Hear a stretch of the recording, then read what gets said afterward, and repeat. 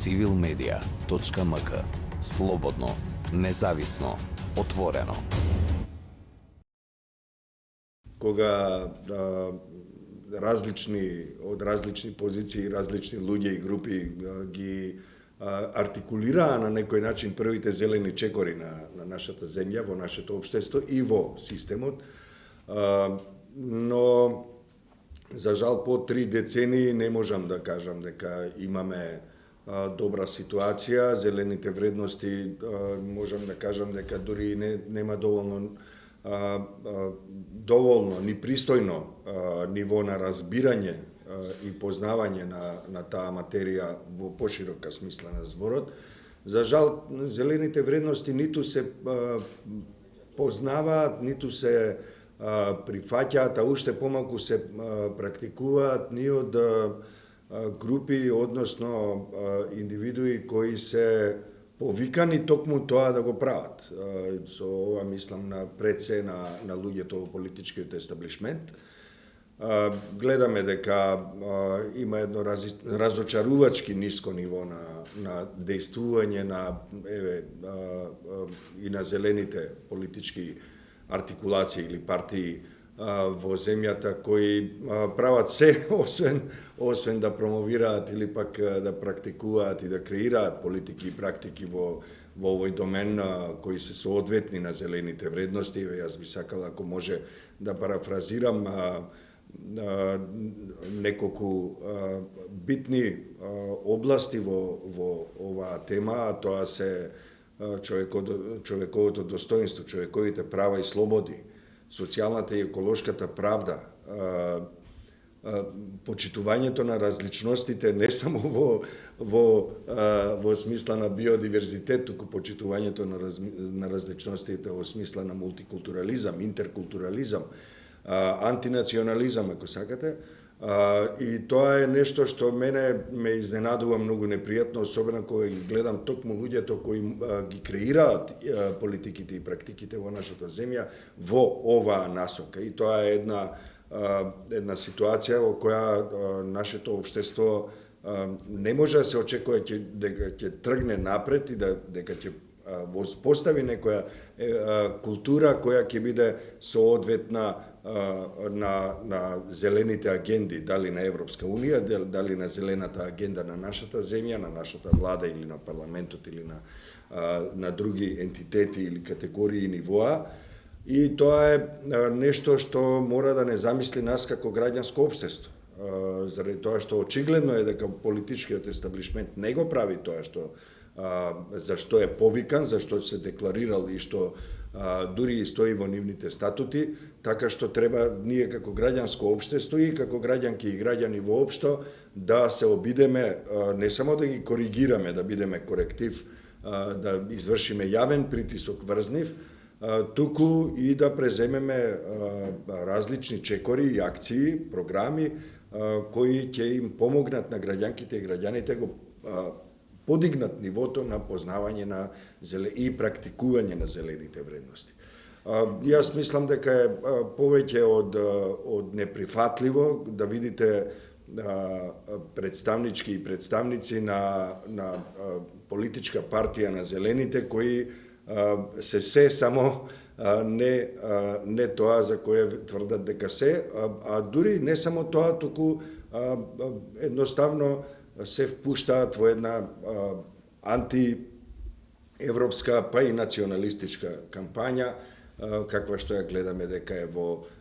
моментов во ек во нашата земја. Самиот крај би сакал само да спомнам дека и на глобални нивоа зелените вредности, зелените агенди се под тешка закана заради тоа што војната во Украина ги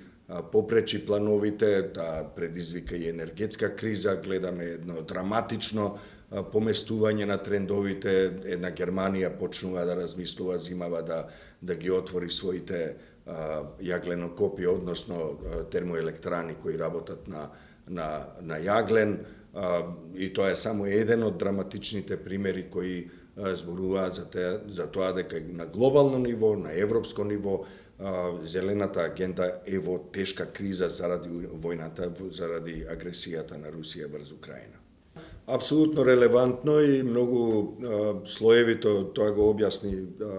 господинот Поповски, ветеран, инаку и мој соборец, како што и мене ме нарече, сепак мора уште еднаш да се каже да, ние сме соборци од времето, но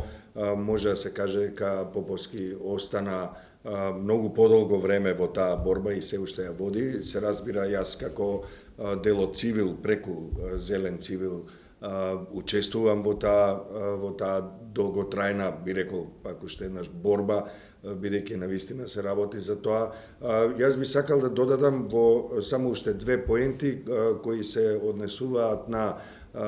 урбанизмот, а се разбира како различно нешто од она што се подразбира под урбано живење, што е нели многу поширок термин. Во урбанизмот јас можам само да се обидам на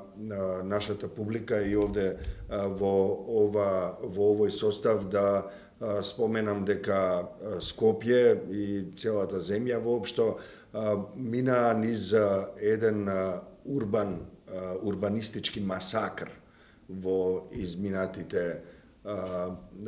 деценија и пол, може би и повеќе, меѓутоа во изминатите 15 на години тоа е навистина еден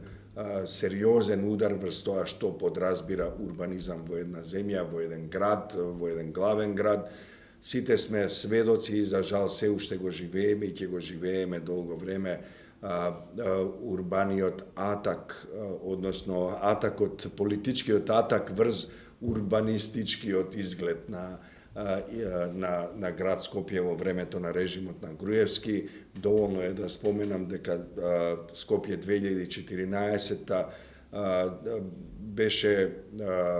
не само прескап проект, туку и политички и обштествено атак врз фундаментите на едно демократско и едно мултикултурно, ново, модерно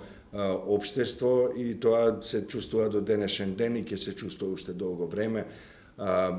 Без оглед на тоа што вие можете да направите, сепак тоа остава трага,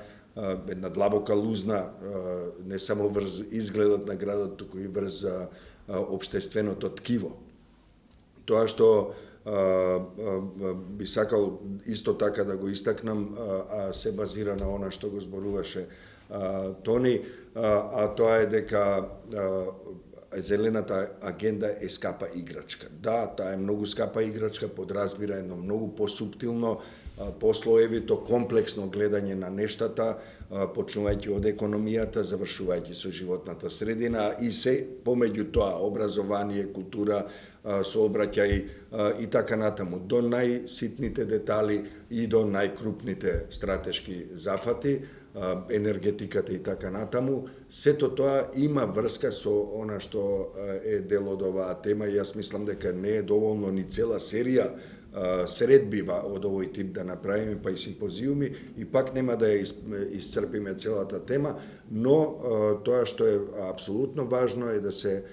потенцира уште еднаш, ако смеам во втората поента да ја потрошам токму на едно парафразирање на тоа што го кажа Тони, а тоа е дека зелената агенда е скапа. Таа скапо чини, бара многу релевантни, стручни и посветени луѓе да работат во неа и треба да инвестира и државата и бизнис секторот и се разбира сите останати сектори во земјата, во едно општество, да можеме да се приближиме кон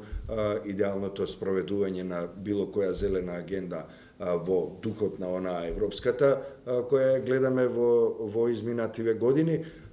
но навистина е точно тоа дека таа на средни, дури и на средни патеки, ако не и на долги патеки, таа ги ја враќа инвестицијата и почнува да вродува со плод, односно со профити во најразлична смисла на зборот, па и финансиски профити. Така што сметам дека луѓето треба, особено на места каде што се носат одлуки, треба да бидат храбри и треба да знаат дека секоја инвестиција во зелената агенда, а така и во урбанизмот и во урбаното живење како една по-комплексна категорија на размислување и делување, бидејќи инвестицијата ќе им се врати. Но на прво место мора да се има предвид дека зелените вредности и се разбира владењето на правото се многу важни за да можеме да дојдеме до таму. Еве, за самиот крај да споменам од моето излагање, сакам да споменам дека политичарите, односно луѓето што ги водат институциите, треба да знаат дека можат со малку повеќе труд, со честност, со транспарентност, да профитираат далеку повеќе и самите на лични нивоа, отколку да се занимаваат со корупција и со криминал и да делат картици како парцели како визит карти за нормално подкуп и други начини на задоволување на сопствените потреби. Напротив, со честност, со посветеност, со повеќе стручност, со ангажирање на млади луѓе кои бесплатно,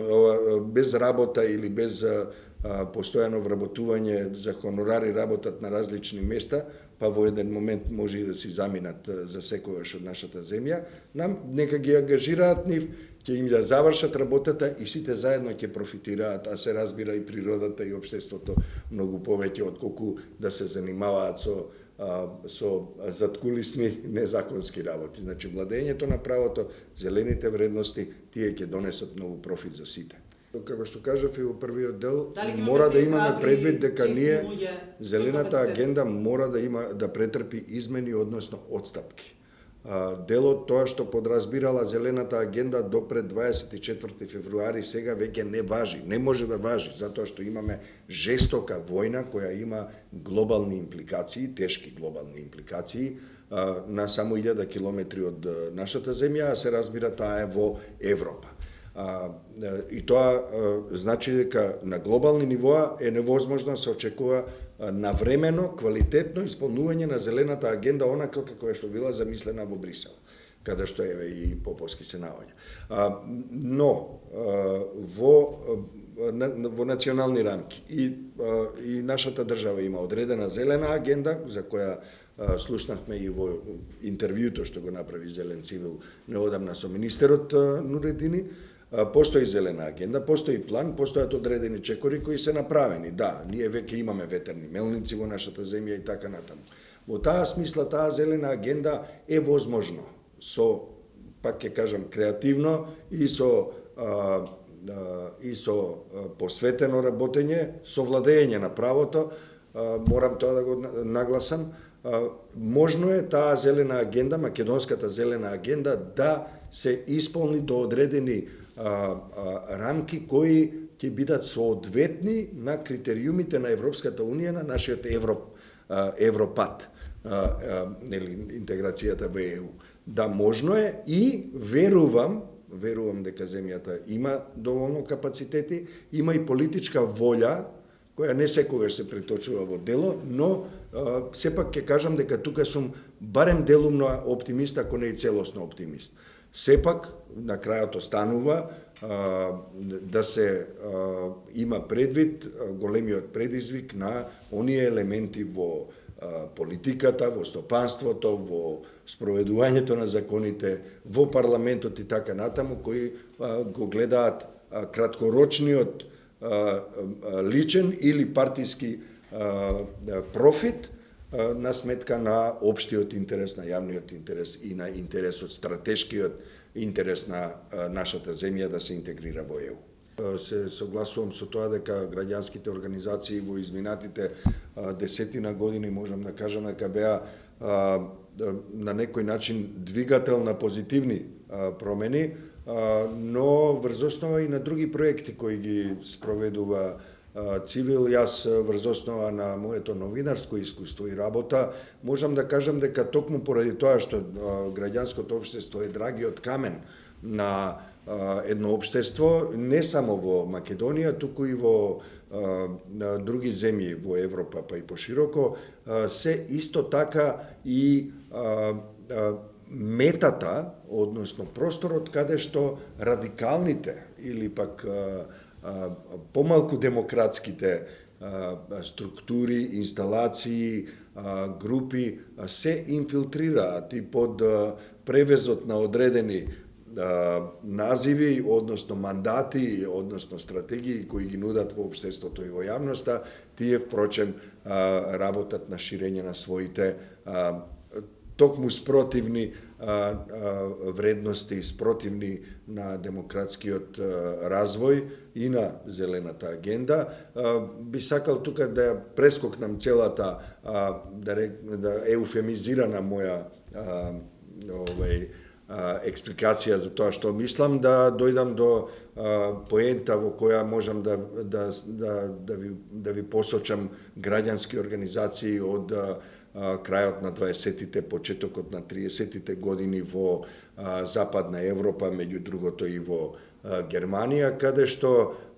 имало иницијативи за љубов и негување на природата, за љубов кон природата, излети масовни се организирали, сето тоа на тие масовни излети била ширена ултрадесничарска, националистичка или нацистичка порака, односно пропаганда, и тоа е ситуација на која мораме да сметаме дека граѓанското општество може да биде двигател, може да биде мотор на сериозни прогресивни промени, но исто така мора да биде будно дека може да биде и злоупотребено за токму спротивни цели. Гледаме во изминатиот период дека одредени делови од граѓанското општество се контаминирани од силна политичка и друг тип на пропаганда, се разбира не се имуни ни оние организации на граѓанското општество со зелен предзнак, условно да ги кажам. Вредности, меѓутоа и да ги продискутираме и да начнеме и некои други теми. Џабир, правото на слободно, демократско, здраво општество, унапредување на демократските процеси, сето тоа низ погледот на зелените политики. Да, се разбира дека тоа е сега во денешно време е пред сериозни предизвици, во голема криза. Освен тоа, се разбира дека освен воениот пожар во Европа има и други предизвици пред овие амбиции човечки и пред милениумските цели, да не ги заборавиме на Обединетите нации, бидејќи ние се наоѓаме затекнати како цивилизација, ако сакате, од жестокото темпо на климатските промени, меѓутоа исто така и од низа други не само општествени, туку и економски, политички промени и прегрупирања во глобална смисла на зборот. Во таа смисла, сметам дека нам ни предстои еден период во кој ќе имаме назадување во тој поглед. Сметам дека се повеќе технолошкиот напредок и комуникацијските технологии ќе бидат злоупотребувани на сметка на човековите права и слободи, и дека она што нам не било комодити до вчера, во блиска иднина може да се случи за голем број од граѓанките и граѓаните и на нашата земја, меѓутоа и воопшто во светот, да биде луксус или пак недостижен сон. Заради тоа треба да се консолидираат редовите на прогресивните сили, да се разбере дека деструктивните политики, деструктивните пораки и идеи за никого не носат добро, освен за само еден мал број луѓе кои профитираат од тоа и на крајот дури и самите се губитници, би рекол, дека креативните идеи, оние кои им даваат можност пред се на младите, меѓутоа и на идеите како мултикултурализмот, зелените агенди и сето тоа навистина ќе донесат добри резултати и ќе овозможат општеството да може да продолжи напред за добробит на сите. За жал, тоа сега е во голем ризик и пак ќе кажам не само заради не само заради воениот пожар, кој секако дека има битно влијание, ако не и најбитно во моментов, меѓутоа и заради природата и на општествените, меѓутоа и на климатските промени, промените во распоредот на силите на глобално ниво, а може да се каже дури и на регионално ниво во смисла на Балкан или Западен Балкан или Јужна Европа, ако сакате. civilmedia.mk. Слободно, независно, отворено.